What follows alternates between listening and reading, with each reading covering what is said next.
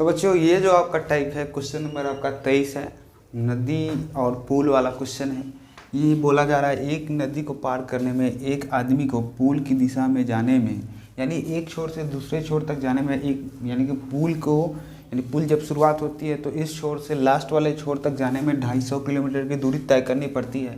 यदि पुल नदी किनारे के साथ 30 डिग्री कोण बनाती है तो नदी की चौड़ाई ज्ञात कीजिए। जब तक पुल और नदी नहीं बनाएंगे तो आपको थोड़ी सी कम समझ में आएगी। तो चलिए देखते हैं, यहाँ पे पहले नदी को बनाते हैं। तो यहाँ पे नदी को इस तरह से हम बहा लेते हैं, जैसे ये नदी बह के जा रही है, इस तरह से जा रही है इस तरह से, और इसे हम बोल सकते हैं ये नदी बह रही है, ये भी नदी बह रही है, और इसके ऊपर से पुल गुजरेगी, यानी कि ये इसके ऊपर से हम पुल गुजारते हैं। आप क्या करना, डायरेक्ट से जब भी आप पुल बनाओ तो आप इस तरह से, मैं तो यहाँ पे मिटा लेता हूँ लेकिन आप नहीं मिटा पाओगे, तो इसीलिए कलम से बनाना, कॉपी पे तो यहाँ पे गैप करके ही बनाना। ये हम बोल सकते हैं कि ये क्या हुआ, ये हमारा पुल है, यानी कि एक व्यक्ति इस छोर से इस छोर तक जाने में कितना 250 किलोमीटर की दूरी तय करती है, 250 किलोमीटर यहाँ।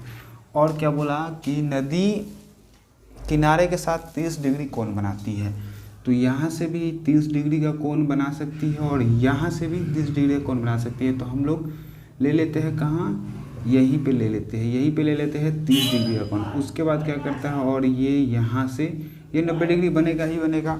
और ये जो आपका नदी की क्या हुआ, चौड़ाई हुआ। आपको देखने से ये समझ में आ रहा होगा कि ये नदी की चौड़ाई होगा, और इसका हम नाम दे देते हैं ABC, और ये हो गया नदी की चौड़ाई। ये तो नदी है ही। अब हमें निकालना है BC फाइंड करना है, क्योंकि नदी की चौड़ाई BC ही है, तो BC हमें फाइंड करना है। और इस छोर से इस छोर तक जाने में 250 किलोमीटर की दूरी तय करनी, 250 मीटर है, किलोमीटर नहीं, किलोमीटर हो या मीटर हो, कुछ भी हो, मीटर ही होगा, इतना दूरी तय करनी पड़ती है। उसके बाद हमें क्या करना है, नदी की चौड़ाई निकालना। नदी की चौड़ाई आपके सामने BC पड़ा हुआ है, तो ध्यान दीजिए इसमें क्या लगाएंगे। अगर इस एंगल से देखते हैं, सामने वाला P, ये जो आपका BCP बन जाएगा, नीचे AB बन जाएगा, B बन जाएगा, और ये हमेशा AC क्या है, H है ही। तो हमें लगाना क्या होगा, नदी की चौड़ाई निकाला है तो सामने वाला P और नीचे वाला BH, तो साइन ही लगाएंगे तो P/H। तो लिखेंगे हम त्रिभुज ABC में, आप क्या लगाओ, साइन लगाओ। आपको देखने से समझ में आ रहा होगा कि इसे साइन लगाना है। त्रिभुज ABC में हम लगाएंगे साइन 23 डिग्री, तो हमें मिलेगा कितना,